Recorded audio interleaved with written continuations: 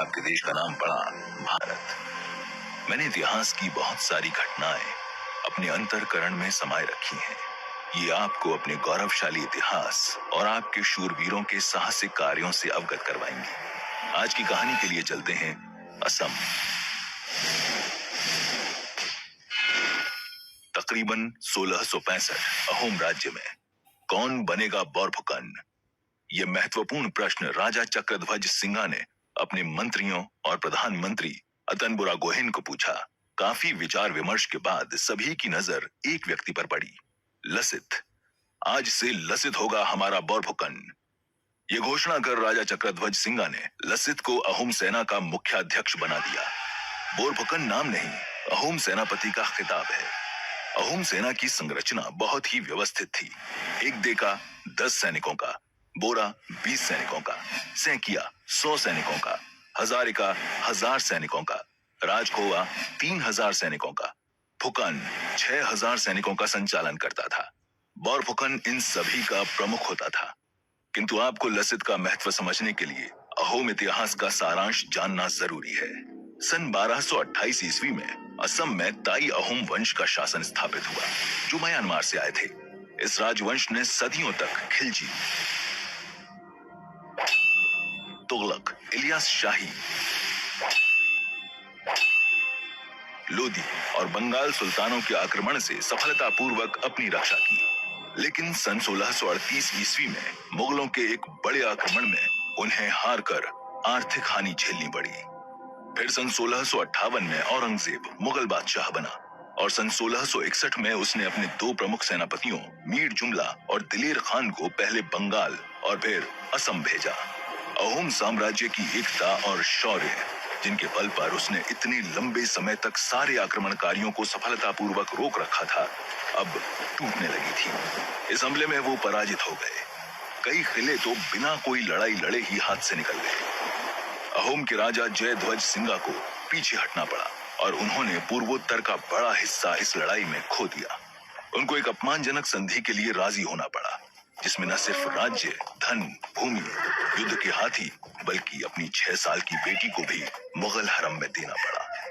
इस पराजय और अपमान के कारण राजा जयध्वज सिंघा को बहुत बड़ा सदमा पहुंचा और जल्द ही उनकी मृत्यु हो गई। उनके बाद चक्रध्वज सिंघा को राजा बनाया गया और वहां से शुरू होती है लसित बोरफुकन की कहानी। लसित का जन्म सन 1620 में हुआ। उनके पिता मोमई तामुली बारबरू राज्य में एक उच्च पद पर अधिकारी थे। लसित को बचपन से ही राजकाज के कामों में रुचि थी। अपने परिश्रम से वो जल्दी ही 16 धारा बरुआ यानी शाही शॉल धारक बन गए, जो कि राज्य का प्रधान सचिव होता है।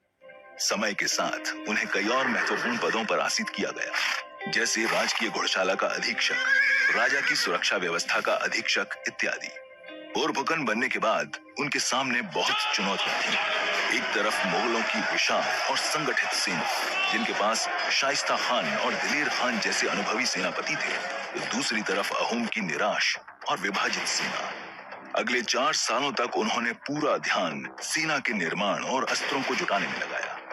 नए सैनिकों की भर्ती, जल सेना के लिए नौकाओं का निर्माण, युद्ध के हथियारों की आपूर्ति, तोपों का निर्माण, किलों के लिए मजबूत रक्षा प्रबंध इत्यादि। इन सब तैयारियों की मुगलों को भनक तक नहीं लग पाई, क्योंकि साथ में दोस्ती का दिखावा चलता रहा। ये राजनीतिक सूझबूझ और दूरदर्शिता का अत्यंत उत्तम उदाहरण था। सन 1667 में गुवाहाटी का फौजदार रशीद खान को बदलकर फिरोज खान को नियुक्त किया गया। वो बहुत ही अय्याश किस्म का व्यक्ति था। उसने चक्रध्वज सिंघा को सीधे सीधे असमिया लड़कियों को अपने पास भेजने का आदेश दिया। इस घटना ने आग में घी डालने का काम किया और लोगों को मुगलों के खिलाफ लड़ने के लिए जोश दिलाया। लसित ने गुवाहाटी के किले को मुगलों से छीनने का निर्णय लिया। उनके पास एक शक्तिशाली और निपुण जल सेना थी और साथ ही जासूसों का जाल था। हाँ, लेकिन कमी थी तो घुड़सेना की। घेराबंदी करने के महीनों बाद तक भी गुवाहाटी को स्वतंत्र नहीं करा सके, जिसकी रक्षा इटाकुली का किला कर रहा था। अंत में उन्होंने दूसरी योजना बनाई, जिसमें इस्माइल सिद्दीकी उर्फ बाग हजारिका के नेतृत्व में 10-12 सिपाहियों ने रात के अंधेरे का फायदा उठाते हुए चुपके से किले में प्रवेश कर लिया और मुगल सेना की तोपों में पानी डाल दिया। अगली सुबह ही लसित ने इटाकुली किले पर आक्रमण कर उसे जीत लिया और एक बार फिर से गुवाहाटी ने आजादी की सांस ली। जब औरंगजेब को इसके बारे में पता चला तो वो गुस्से से तिलमिला उठा। उसने मिर्जा राजा जयसिंह के बेटे राम सिंह को 70,000 सिपाहियों की बड़ी सेना के साथ लसित से लड़ने भेजा। दिलचस्प बात यह है कि राम सिंह के साथ सिखों के 9वें गुरु तेग बहादुर सिंह भी आसाम आए थे, पर उन्होंने युद्ध में भाग नहीं लिया। राम सिंह को डर था कि असामिया काला जादू और तांत्रिक विद्या में निपुण थे और उन्हें लगा कि गुरु तेग बहादुर इसे संभाल लेंगे। उधर लसित ने बिना एक पल गंवाए किलों की सुरक्षा मजबूत करने के लिए सारी जरूरी इंतजामों को चालू कर दिया। एक बार उन्होंने अपने ही मामा को लापरवाही के कारण सिपाही की जान को जोखिम में डालते हुए पकड़ा और तुरंत ही उनका सिर कलम करवा दिया। उनका कहना था कि चाचा मामा देश से बड़े नहीं होते। इस घटना ने लसित बोरफुकन को अपने ही सिपाहियों की नजरों में उठा दिया। सबको यह विश्वास होने लगा कि मुगलों से सामना करना नामुमकिन नहीं है। अहोम सेना जब तक छापामार या गुरिल्ला युद्ध कर रही थी, तब तक राम सिंह पर भारी पड़ रही थी। राम सिंह ने फिर कपट का प्रयोग किया। लसित से नाराज सेना प्रमुखों को गद्दारी के लिए पैसों का लालच देकर अपनी ओर करने में कुछ हद तक सफल भी हुआ। फिर उसने अहोम सेना को खुले युद्ध के लिए उकसाया। लसित को पता था कि खुले युद्ध में मुगलों से जीत पाना असंभव है, क्योंकि उनके पास बेहतरीन घुड़सेना है। लेकिन राजा चक्रध्वज सिंघा ने बेताब होकर सीधे युद्ध का आदेश दे डाला। अलाबोई के मैदानी युद्ध 1669 में अहोम सेना की भयानक हार हुई। लसित के 10,000 से ज्यादा सैनिकों को अपनी जान से हाथ धोना पड़ा, पर खुशकिस्मती से लसित बच निकले और राज्य को भी बचाए रखा। दुर्भाग्य से 1670 में राजा चक्रध्वज सिंघा का देहांत हो गया और उदयादित्य सिंघा नए राजा बने।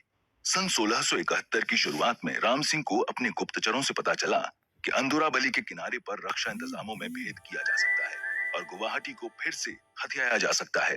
उसने इस अवसर का फायदा उठाने के उद्देश्य से ब्रह्मपुत्र नदी के पास विशाल मुगल नाव सेना खड़ी कर दी। उसके पास 40 जहाज थे, जो सभी 16 बंदूकों और छोटी नौकाओं को ले जाने में समर्थ थे। दुर्भाग्यवश लसित इस समय गंभीर रूप से इतने बीमार पड़ गए कि वो चल फिर भी नहीं पा रहे थे। सन 1671 में मार्च महीने में सरायघाट की लड़ाई शुरू हुई। ये उस यात्रा का अंतिम पड़ाव था जो 8 वर्ष पहले मीर जुमला के आक्रमण से शुरू हुई थी।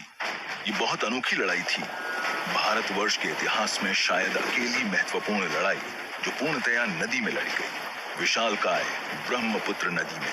पहले तो अहोम सेना का प्रदर्शन और योजना फीकी साबित हुई और असमिया पीछे हटने लगी। जब लसित को इसके बारे में पता चला तो उन्होंने अपनी वैद्य और ज्योतिष दोनों की इच्छा के विरुद्ध जाकर लड़ने का निर्णय लिया।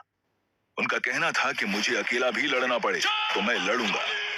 जल में जो त्रिभुज बन गया था, कामाख्या मंदिर, अश्वक्लांता के विष्णु मंदिर और इटाकुली किले के बीच, उसमें घमासान लड़ाई हुई।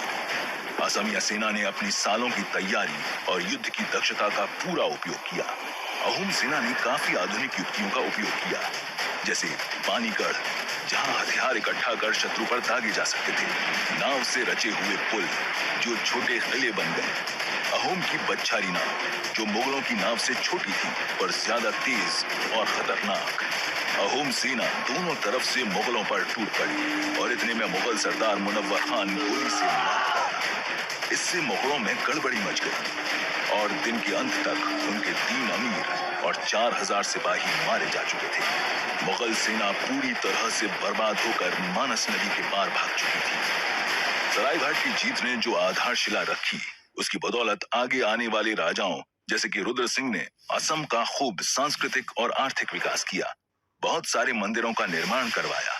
मुगल जीत शायद अपने साथ सर्वनाश, सांस्कृतिक विनाश और मुगल गुलामी लाती, लेकिन लसित बोरफुकन और बाग हजारिका उर्फ इस्माइल सिद्दीकी जैसे लोगों की बहादुरी और प्रभावशाली नेतृत्व के कारण ये हो नहीं सका।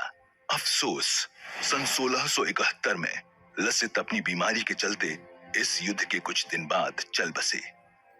सन 1682 में एक आखिरी युद्ध हुआ जिसमें अहोम सेना ने इटाकुली किले से मुगलों को भगा दिया और मुगल फिर कभी असम की ओर नहीं आए।